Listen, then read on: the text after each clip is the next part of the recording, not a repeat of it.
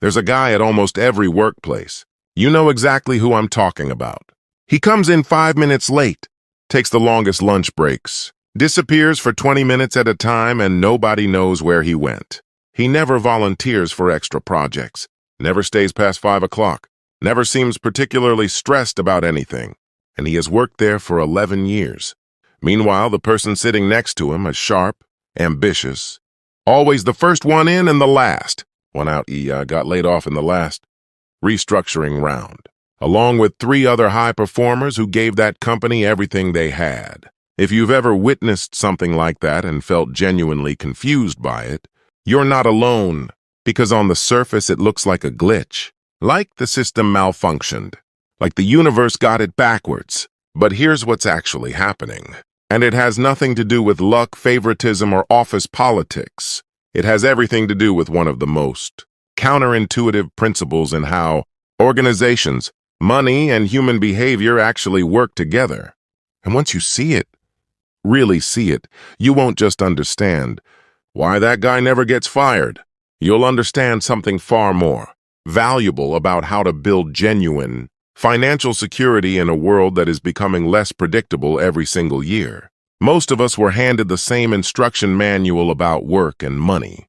Work hard, be productive, show up early, deliver results, make yourself indispensable through sheer output and effort, and the system will reward you for it. That instruction manual isn't completely wrong. Effort matters. Results matter. Showing up matters. But the manual has a critical missing chapter, and the people who never read that chapter spend their entire careers confused about why the outcomes don't match the inputs. Here's the missing chapter in one sentence. In most organizations, the people most likely to be eliminated are not the least productive. They are the most expensive to keep and the easiest to justify removing. Read that again slowly, because it rewires how you should think about job security, income, and financial planning entirely. The corporate machine is not a meritocracy in the way most people imagine. It is a cost-benefit calculation that runs continuously in the background of every organization. And the variables in that calculation are not as obvious as most hardworking people assume.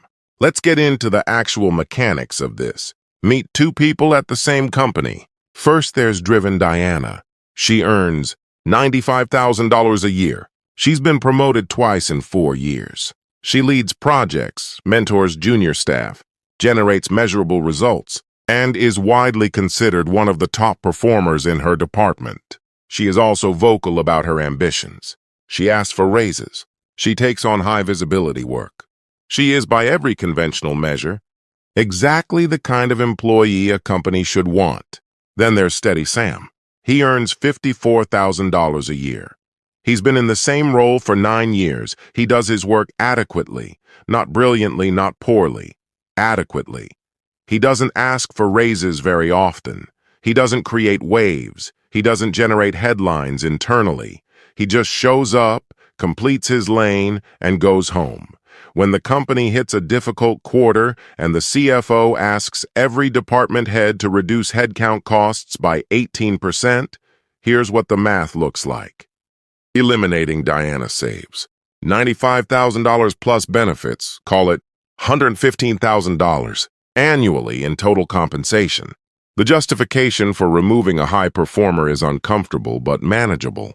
High performers always find new roles quickly, so the social guilt is lower, and her responsibilities can be redistributed temporarily across remaining team members who will absorb the extra work without additional pay because they're worried about being next. Eliminating Sam saves $54,000, but Sam has been there 9 years. He knows where everything is. He knows the legacy systems nobody documented properly.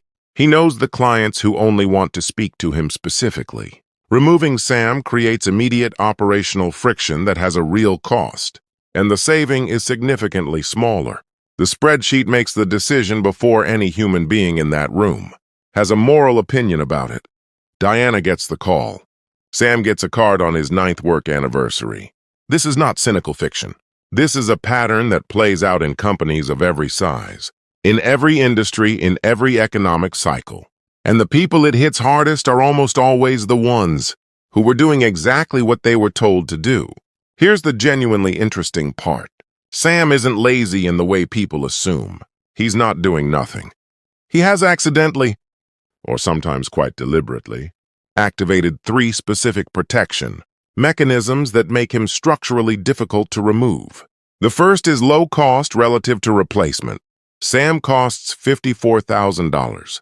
Replacing Sam's institutional knowledge, client relationships, and operational familiarity would take a new hire. 6 to 12 months at a similar.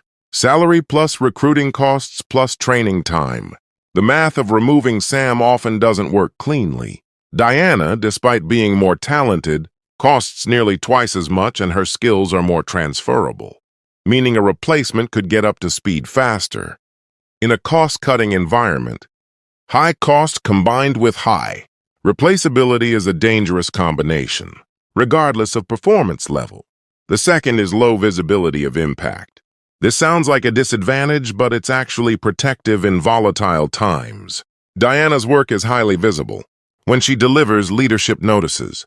But when budgets tighten and leadership is looking for ways to justify cuts, that same visibility works against her. They know exactly what she costs.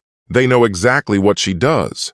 They can model what happens without her. Sam's contribution is diffuse, embedded, harder to quantify, which paradoxically makes it harder to confidently eliminate. The third is zero-threat perception. Diana, being ambitious and high-performing, is sometimes unconsciously perceived as a competitive threat by insecure managers. Sam poses no threat to anyone's position. He is not angling for anyone's role. He is not building a political base. He is not being courted by competitors. He is simply present and functional.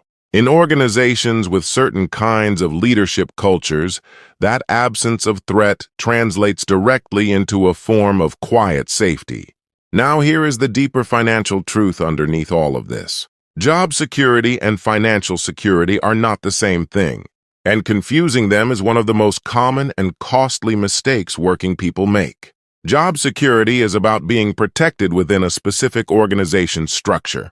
Financial security is about having enough assets, income streams, and optionality that the loss of any single income source doesn't determine the trajectory of your life. The hardest working, highest earning employees in organizations often have the worst financial security. Not because they earn too little, but because they spend relative to their income, carry debt proportional to their salary, and have built a lifestyle that requires their current income level to function. They are one layoff away from genuine crisis despite earning more than most people around them.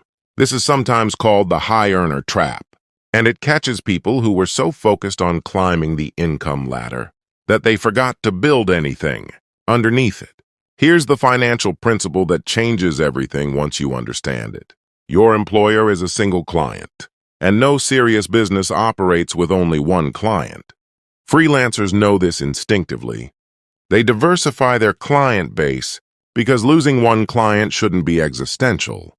But employees, who are effectively running a one-person service business, where they provide labor and receive compensation, almost universally operate with a single client and no contingency for losing them.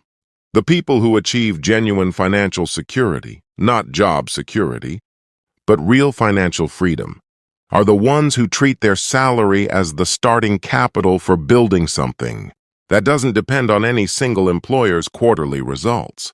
They invest consistently, so their portfolio becomes a second income source. They develop skills that generate freelance income. They build assets that pay them whether they show up anywhere or not. Every paycheck flows partly into things that work independently of the job that produced it. The goal isn't to be Sam. The goal is to build a financial architecture so solid that whether you're Diana or Sam, whether you stay or get let go, the outcome of your financial life isn't determined by that one phone call. 3 things worth doing differently starting right now. The first is to treat your salary like a business treats revenue. Not all of it is profit. A business that spends every dollar it earns the moment it arrives is not a viable business. It's a survival operation with no buffer. Your income works the same way. The portion that goes into investments, assets, and income-generating activities is your actual financial progress. The rest is operating cost. Know the difference and protect the former aggressively. The second is to build at least one income stream that doesn't require your physical presence or your employer's continued existence. It doesn't need to be large. A small dividend portfolio, a freelance skill monetized on weekends, a digital product, rental income from a spare room, anything that proves the concept that money can come from somewhere other than. Your single employer starts retraining your brain about what financial security actually looks like. The third is to make yourself harder to replace through depth rather than just through output. This isn't about working less. It's about being the person who holds institutional knowledge, client relationships, and operational understanding that doesn't exist in a document anywhere. Output can be redistributed. Knowledge that lives only in one person is genuinely difficult to replace. That depth of value is much harder to eliminate than visible, measurable, high-volume performance. If this kind of financial and career thinking is useful to you, the real mechanics behind how organizations, money, and security actually work, subscribe to Real Veil Studios. We go beyond the surface-level advice and into the actual systems that determine financial outcomes. Subscribe and stick around because what's coming next builds directly on this. The guy who never gets fired isn't lucky. He's not more talented than the people who do. He's not better connected. He's not playing some complex political game that everyone else missed. He has simply, accidentally or otherwise, positioned himself in a way that makes the cold calculation of organizational math work in his favor. But here's the thing I really want you to walk away with today. The goal was never to be that guy. The goal was never to survive inside someone else's system through strategic mediocrity. That is not financial freedom. That is just a slower, more comfortable version of the same dependency. The goal is to understand the system so clearly that you build something alongside it that makes the system optional. Your job is not your financial plan. It is the funding source for your financial plan. The moment you start treating it that way, the moment every paycheck becomes partly a contribution to something that works independently of any employer's quarterly mood, you stop being someone who hopes they don't get the call.